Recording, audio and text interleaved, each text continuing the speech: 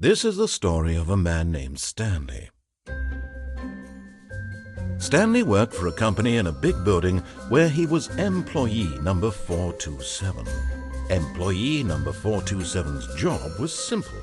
He sat at his desk in room 427 and he pushed buttons on a keyboard. Orders came to him through a monitor on his desk, telling him what buttons to push, how long to push them, and in what order. This is what employee 427 did every day of every month of every year. And although others might have considered it soul-rending, Stanley relished every moment that the orders came in, as though he had been made exactly for this job. And Stanley was happy. And then one day, something very peculiar happened. Something that would forever change Stanley. Something he would never quite forget. He had been at his desk for nearly an hour when he realized that not one single order had arrived on the monitor for him to follow. No one had showed up to give him instructions, call a meeting, or even say hi. Never in all his years at the company had this happened, this complete isolation. Something was very clearly wrong. Shocked, frozen solid, Stanley found himself unable to move for the longest time. But as he came to his wits and regained his senses, he got up from his desk and stepped out of his office.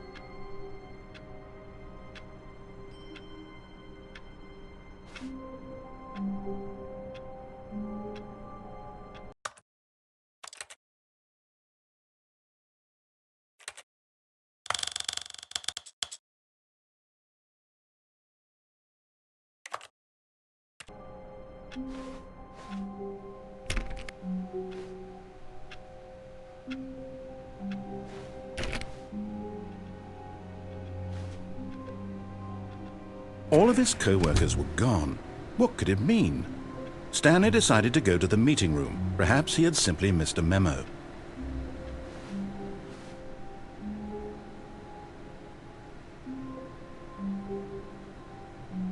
No matter how hard Stanley looked, he couldn't find a trace of his co-workers.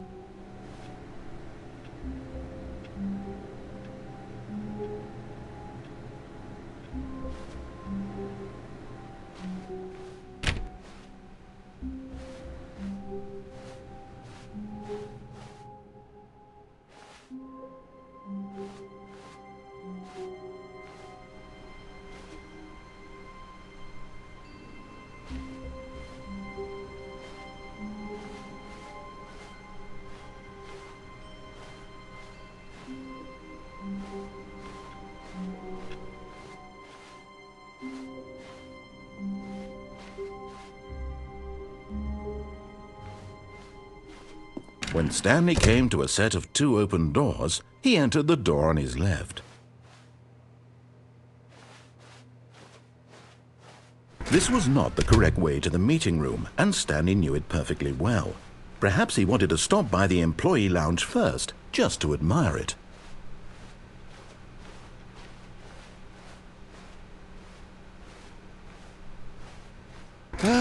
Yes, truly a room worth admiring. It had really been worth the detour after all, just to spend a few moments here in this immaculate, beautifully constructed room. Stanley simply stood here, drinking it all in.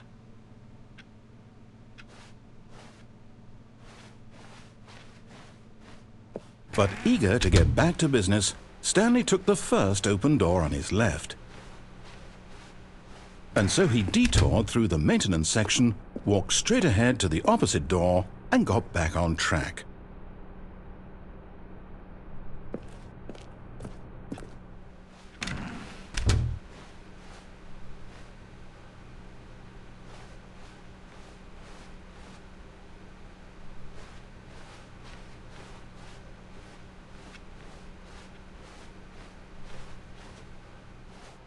Yet there was not a single person here either. Feeling a wave of disbelief, Stanley decided to go up to his boss's office, hoping he might find an answer there.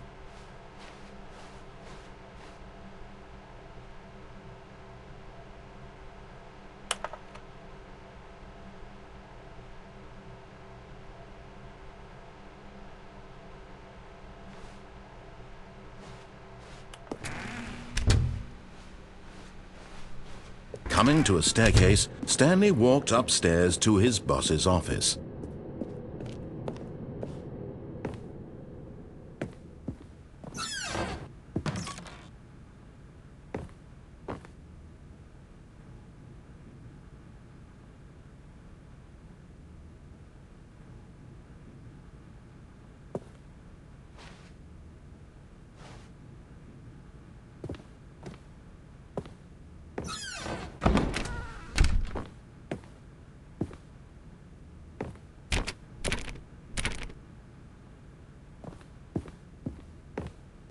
Stepping into his manager's office, Stanley was once again stunned to discover not an indication of any human life. Shocked, unraveled, Stanley wondered in disbelief who orchestrated this. What dark secret was being held from him? What he could not have known was that the keypad behind the boss's desk guarded the terrible truth that his boss had been keeping from him. And so the boss had assigned it an extra secret PIN number, 2845. But of course, Stanley couldn't possibly have known this. Yet incredibly, by simply pushing random buttons on the keypad, Stanley happened to input the correct code by sheer luck. Amazing. He stepped into the newly opened passageway.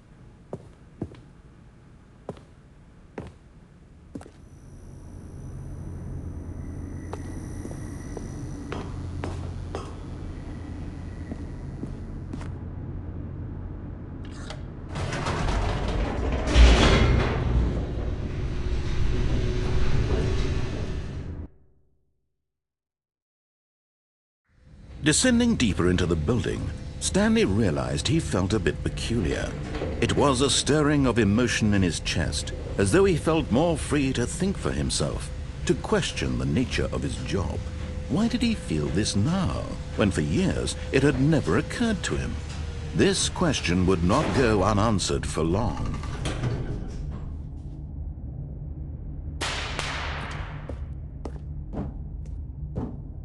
Stanley walked straight ahead through the large door that read Mind Control Facility.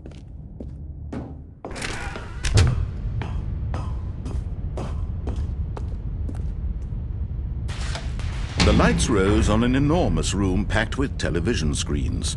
What horrible secret did this place hold? Stanley thought to himself. Did he have the strength to find out?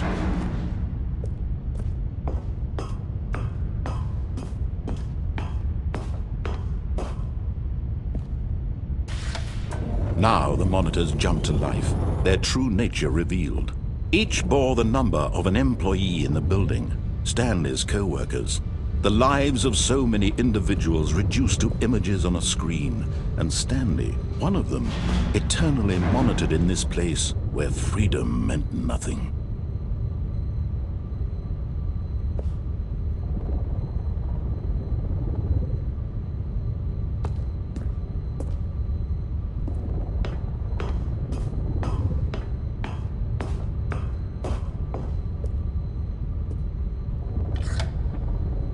This mind control facility, it was too horrible to believe. It couldn't be true.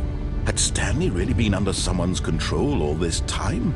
Was this the only reason he was happy with his boring job? That his emotions had been manipulated to accept it blindly? No, he refused to believe it. He couldn't accept it. His own life in someone else's control? Never! It was unthinkable, wasn't it? Was it even possible? Had he truly spent his entire life utterly blind to the world? But here was the proof, the heart of the operation. Controls labeled with emotions, happy or sad or content, walking, eating, working, all of it monitored and commanded from this very place. And as the cold reality of his past began to sink in, Stanley decided that this machinery would never again exert its terrible power over another human life. For he would dismantle the controls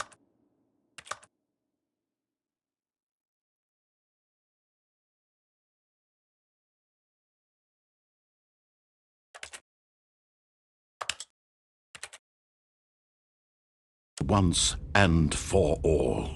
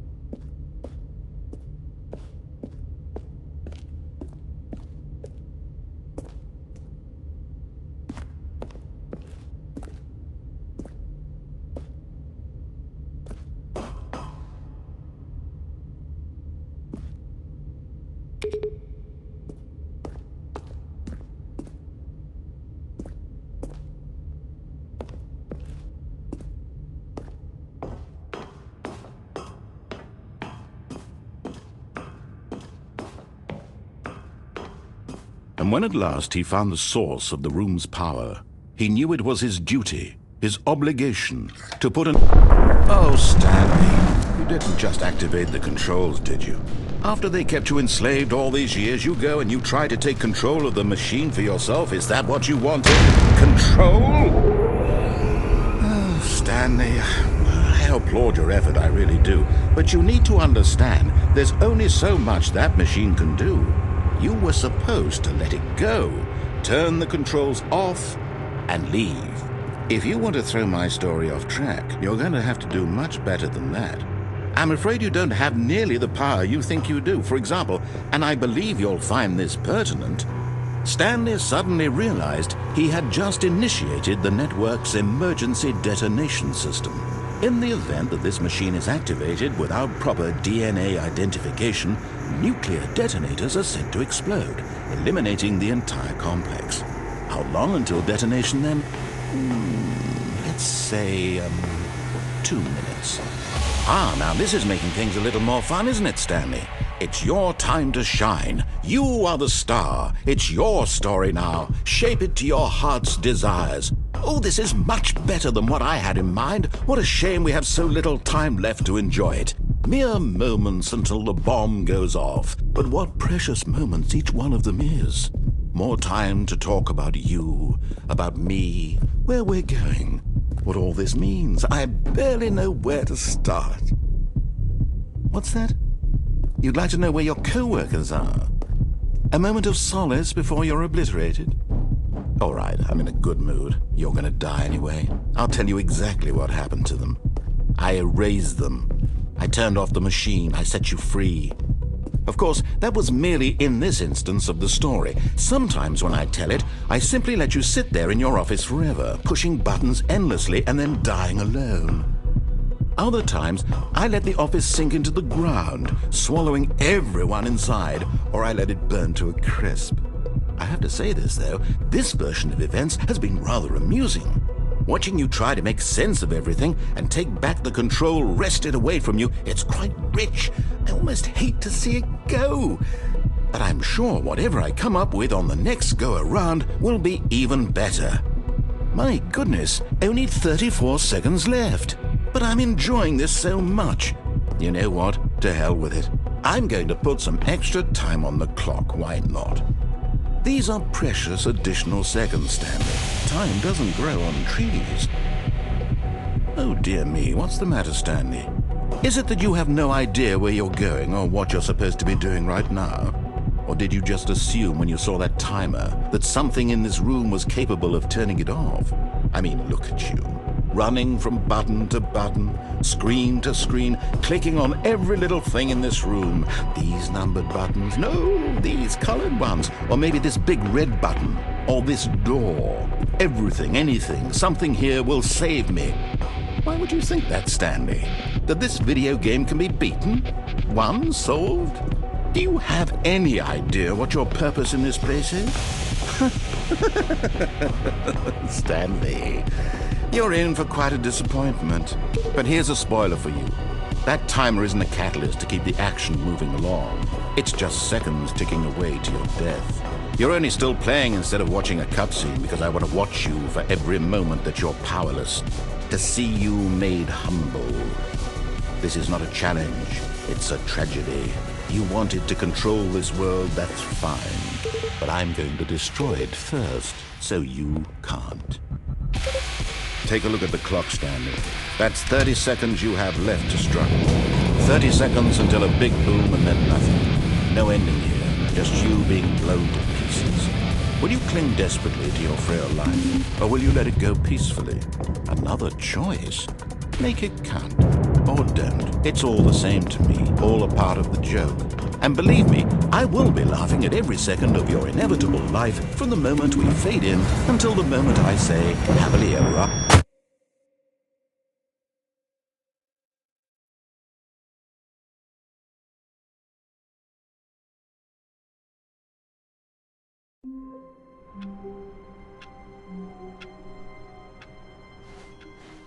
All of his co-workers were gone. What